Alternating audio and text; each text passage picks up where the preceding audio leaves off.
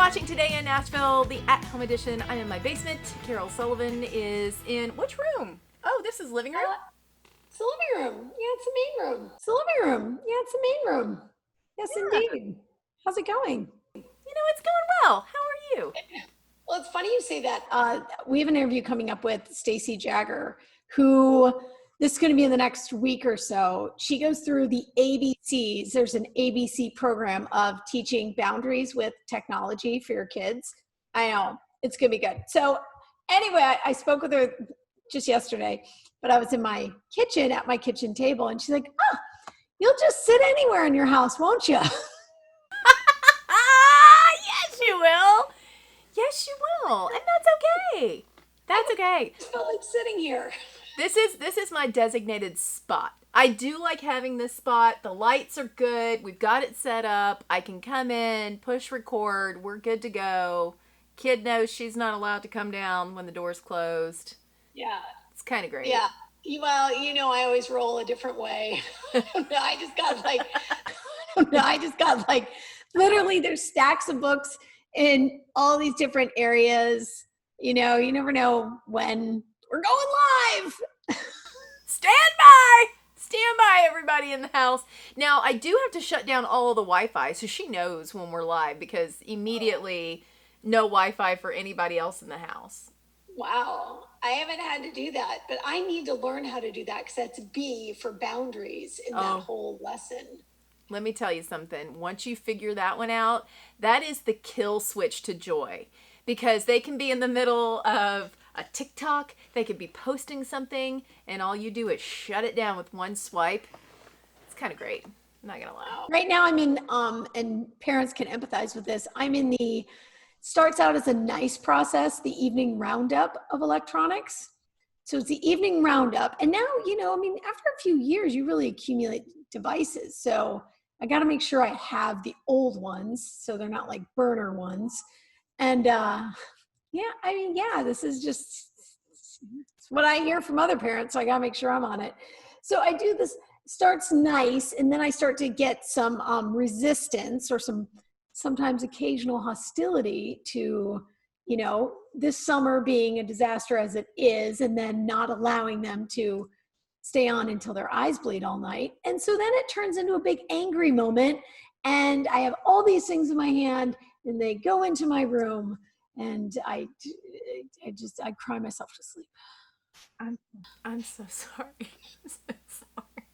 So if you put them in a basket and you put them in your room, are you then like plugging them in so that they'll be charged? No, I don't. Sometimes I do, but most of the time I don't care.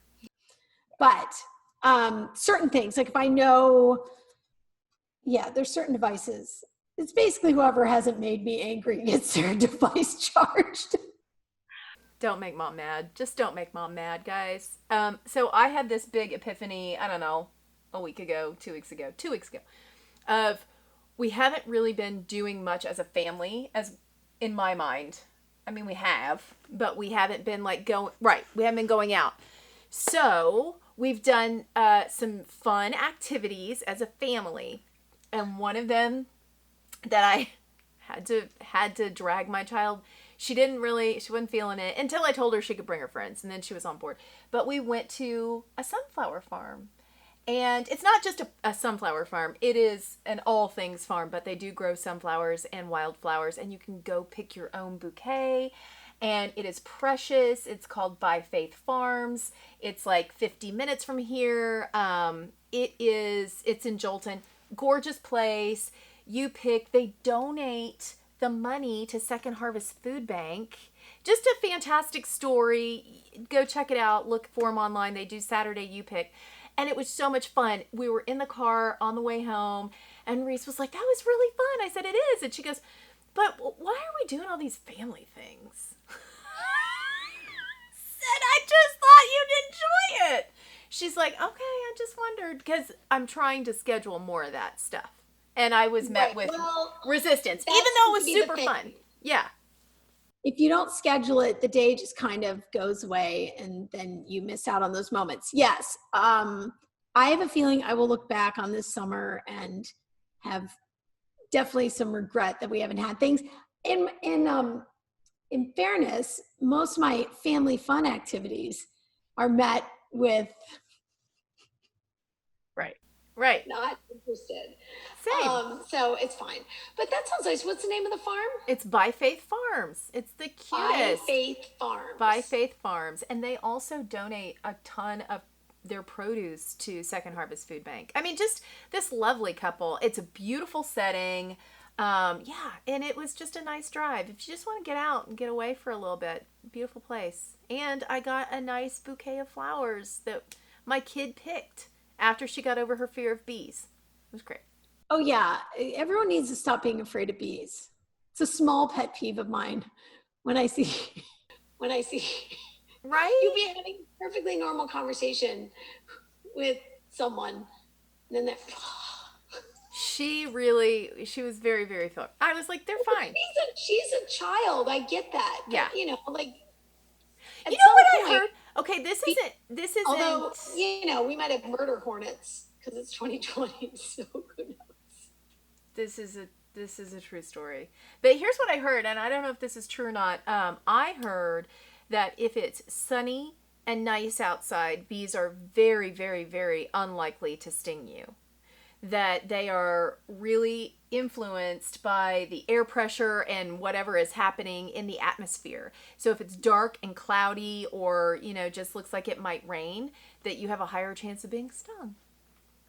Yeah. How many times in your life have you been stung by a bee? I actually got stung in the eye. Ooh, wow, rough day. Rough day. I would say probably more than most, simply because I grew up in a country setting and I was running around barefoot all the time.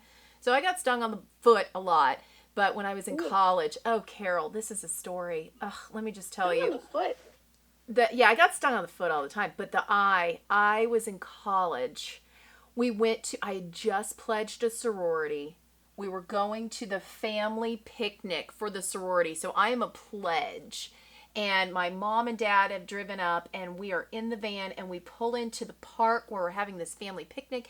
And I open the door and I step out and a bee flies right in my eye and stings me right in the eye. And I start to scream and everyone is looking and I've got a contact in. So I'm pulling the contact out of my eye. Sis, let me just say, we went to the emergency room. They made sure the stinger was out. I'm thinking I'm going to go blind at this point, right? And then the entire side of my face swelled. This is my second week in college.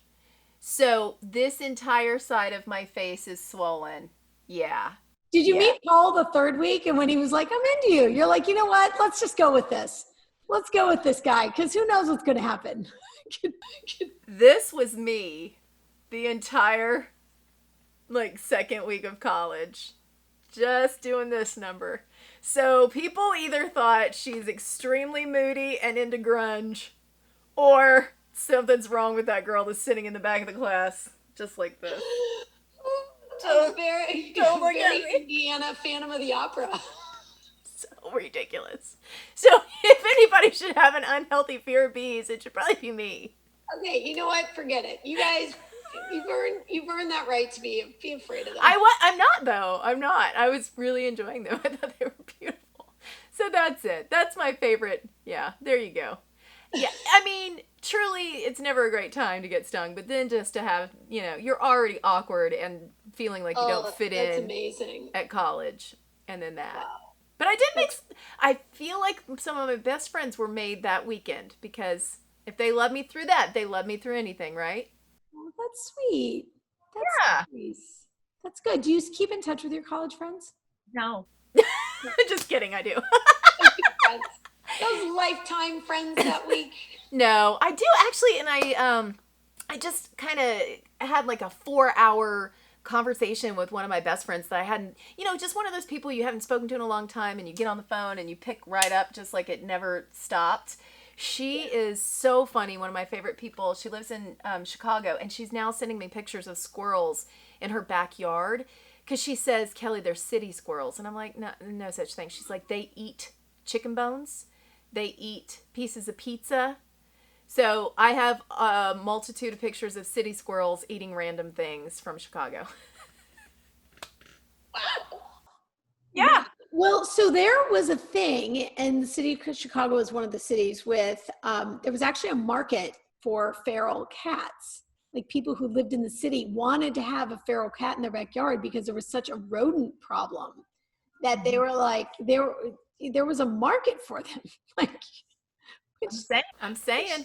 I'm gonna send one over to Mishra. She'd love it. She needs a feral cat in her backyard. our Tennessee version is the rat snake, right? Because it eats the rodents. Yeah, I had one of those in my basement right here where I'm sitting. Thank goodness they're gone. I know. Don't tell my kids. So did In the house? We've talked about this in my basement. Oh, that's right. I remember that. Yeah. But no mice. No mice. No mice on today's show. Rodents, crazy squirrels, all the things. It's all happening right here on Today in Nashville, everybody. Don't go away. We've got more coming up.